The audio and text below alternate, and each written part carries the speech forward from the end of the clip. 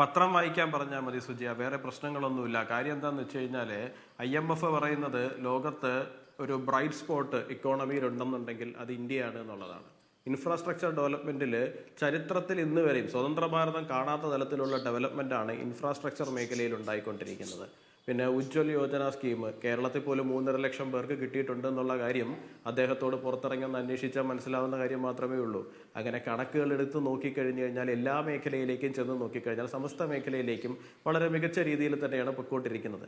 പിന്നെ ആർക്കും ഒന്നും കിട്ടുന്നില്ല, എല്ലാവരും ദാരിദ്ര്യത്തിലും ബുദ്ധിമുട്ടിലൊക്കെയാണ് പൊയ്ക്കൊണ്ടിരിക്കുന്നതെന്നുണ്ടെങ്കിൽ അവർ സ്വാഭാവികമായിട്ട് തിരഞ്ഞെടുപ്പ് ജയിക്കുമല്ലോ. പിന്നെ എന്തിനാണ് അവർ ഇത്ര കിടന്ന് ടെൻഷൻ അടിക്കുന്ന പ്രശ്നമൊന്നുമില്ലല്ലോ. അങ്ങനെ ആരെങ്കിലുമൊക്കെ പുറത്താക്കിയിട്ടുണ്ടെന്നുണ്ടെങ്കിൽ അവർക്ക് നല്ല കാര്യമല്ലേ, അവരത് നാട്ടുകാരോട് പോയി പറയാൻ പറയൂ, നിങ്ങളൊക്കെ വലിയ ബുദ്ധിമുട്ടിലാണ് ഇപ്പോൾ ജീവിച്ചുകൊണ്ടിരിക്കുന്നത്, ഈ നാട്ടിൽ പ്രത്യേകിച്ചൊന്നും നടക്കുന്നില്ല, വലിയ കഷ്ടപ്പാടാണ്, അതുകൊണ്ട് നിങ്ങൾ നരേന്ദ്രമോദിക്കെതിരെ വോട്ട് ചെയ്യണം, നരേന്ദ്രമോദിയെ തോൽപ്പിക്കണമെന്ന് പോയി പറയാൻ പറയൂ, പ്രശ്നം തീർന്നല്ലോ. അദ്ദേഹത്തിന്റെ പാർട്ടിയായ സമാജ്വാദി പാർട്ടി ഭരിക്കുന്ന ഭരിച്ചിരുന്ന പ്രധാന പ്രതിപക്ഷത്തിലിരിക്കുന്ന സംസ്ഥാനമാണല്ലോ ഉത്തർപ്രദേശ്.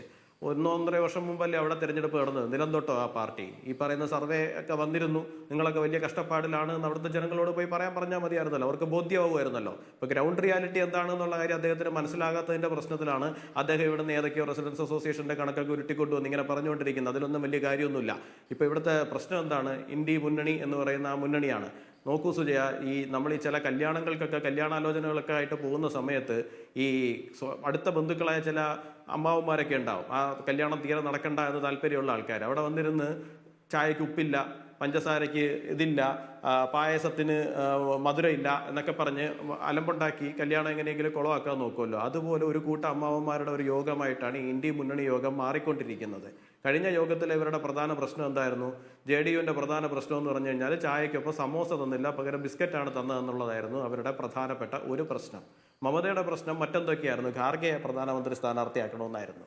അപ്പോൾ ഈ മുന്നണിക്കകത്ത് നിന്നുകൊണ്ട് ഇവരെ സംബന്ധിച്ചിടത്തോളം കോൺഗ്രസ് തിരിച്ച് അധികാരത്തിൽ വരാതിരിക്കുക എന്നുള്ളതാണ് ഇതിൻ്റെ അകത്തുള്ള പല പാർട്ടികളുടെയും പ്രധാനപ്പെട്ട ഒരു കാര്യം എന്ന് പറയുന്നത്. കാരണം അവരുടെയും എല്ലാവരുടെയും പ്രാദേശികമായ നിലനിൽപ്പിന് നല്ലത് കോൺഗ്രസ് തിരിച്ച് വരാതിരിക്കലാണ്.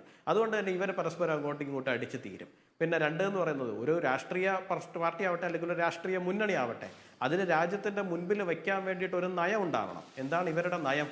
എനിക്ക് മനസ്സിലാവുന്നില്ല ഇവരുടെ നയം എന്താണെന്ന്. കാരണം ശിവസേന എന്ന് പറയുന്ന പാർട്ടി കുറച്ച് ദിവസമായിട്ട് പറഞ്ഞുകൊണ്ടിരിക്കുന്ന പ്രസ്താവന എന്ന് പറയുന്നത് BJPയോ RSSO ഒന്നും അല്ല ബാബറി മസ്ജിദ് പൊളിച്ചത്, ഞങ്ങളാണ് പൊളിച്ചത് എന്നാണ് ശിവസേന പറയുന്നത്. BJPക്കാരൊക്കെ പേടിച്ചോടുമായിരുന്നു, ഞങ്ങളാണ് ധൈര്യമായിട്ട് പോയി അത് പൊളിച്ചതെന്ന്.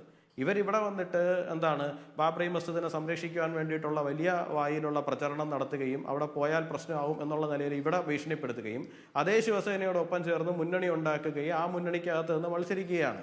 എന്താണ് ഇവരുടെ നയം എന്ന് പറയുന്നത്? ഇവരുടെ നയം എന്ന് പറയുന്നത്, നിതീഷ് കുമാറിന്റെ നയം എന്ന് പറഞ്ഞാൽ നിതീഷ് കുമാറിന് പ്രധാനമന്ത്രി സ്ഥാനാർത്ഥിയായിട്ട് വരണം. മമതയുടെ നയം എന്ന് പറഞ്ഞാൽ മമതയ്ക്ക് പ്രധാനമന്ത്രി സ്ഥാനാർത്ഥിയായിട്ട് വരണം. അരവിന്ദ് കെജ്രിവാളിന്റെ നയം അരവിന്ദ് കെജ്രിവാളിന് പ്രധാനമന്ത്രി സ്ഥാനാർത്ഥിയായിട്ട് വരണം. അപ്പോൾ ഇതിൻ്റെ ഇടയിൽ ആരെങ്കിലുമൊക്കെ ഒരാൾ ഫ്രണ്ട് റണ്ണറായിട്ട് വന്നു കഴിഞ്ഞാൽ ഈ ഞണ്ടുകളെ പോലെ എല്ലാവരും കൂടി പുറകേന്ന് വലിച്ച് ആ ആളെ പിടിച്ച് താഴെ ഇടുക എന്ന് പറയുന്നതാണ്. സമാജ്വാദി പാർട്ടിയെ സംബന്ധിച്ചിടത്തോളം ഇത്തവണ അവർക്ക് 2 അക്കത്തിലേക്ക് പോകാൻ കഴിയുമെന്ന് അവർ വിശ്വസിക്കുന്നില്ല. കൂടിപ്പോയാൽ 6 7 അതിനപ്പുറത്തേക്ക് ഉത്തർപ്രദേശിൽ അവർക്ക് കിട്ടില്ല എന്നാണ് അവർ തന്നെ വിശ്വസിക്കുന്നത്. ഉത്തർപ്രദേശത്ത് കംപ്ലീറ്റ് ചെയ്യാം, ഉത്തർപ്രദേശിന് പുറത്തേക്ക് അവർക്ക് എന്തെങ്കിലും സീറ്റ് കിട്ടുമെന്നുള്ള കാര്യത്തിൽ യാതൊരു വിശ്വാസവുമില്ല. അപ്പോൾ അവർക്ക് എന്താണ്, ഇത് കുളമാക്കുക, ഇത് മൊത്തത്തിൽ അങ്ങോട്ടും ഇങ്ങോട്ടും അടിപ്പിച്ച് നാശമാക്കുക എന്ന് പറയുന്ന ഒരൊറ്റ നയത്തിലാണ് ഇവർ പൊയ്ക്കൊണ്ടിരിക്കുന്നത്. അതിനപ്പുറത്തേക്ക് ഈ മുന്നണിക്ക് എന്തെങ്കിലും പ്രസക്തി ഉണ്ട് എന്ന് ഞാൻ വിശ്വസിക്കുന്നില്ല. ആകെ ഇവർക്ക് സംഭവിക്കാൻ സാധ്യതയുള്ളൊരു കാര്യം എന്ന് പറഞ്ഞു കഴിഞ്ഞാൽ ഇത്തവണ അവർക്ക് പ്രതിപക്ഷ നേതാവിനെ പോലും കിട്ടില്ല എന്നുള്ളതാണ്. പ്രധാനമന്ത്രി ഉണ്ടാക്കുന്ന രണ്ടാമത്തെ കാര്യമല്ലേ. ആദ്യം ഒരു പാർട്ടി 55 MP ഉണ്ടാക്കിയിട്ട് പ്രതിപക്ഷ നേതാവിനെ ഉണ്ടാക്കണ്ടേ? അങ്ങനെ പ്രതിപക്ഷ നേതാവിനെ ഉണ്ടാക്കാൻ പോലും ഈ പറയുന്ന മുന്നണി കൊണ്ട് ഉപകാരപ്പെടില്ല എന്നുള്ളത് മാത്രമാണ് ഈ മുന്നണി കൊണ്ട് ഉണ്ടാകാൻ പോകുന്ന ആകെ ഒരു കാര്യം.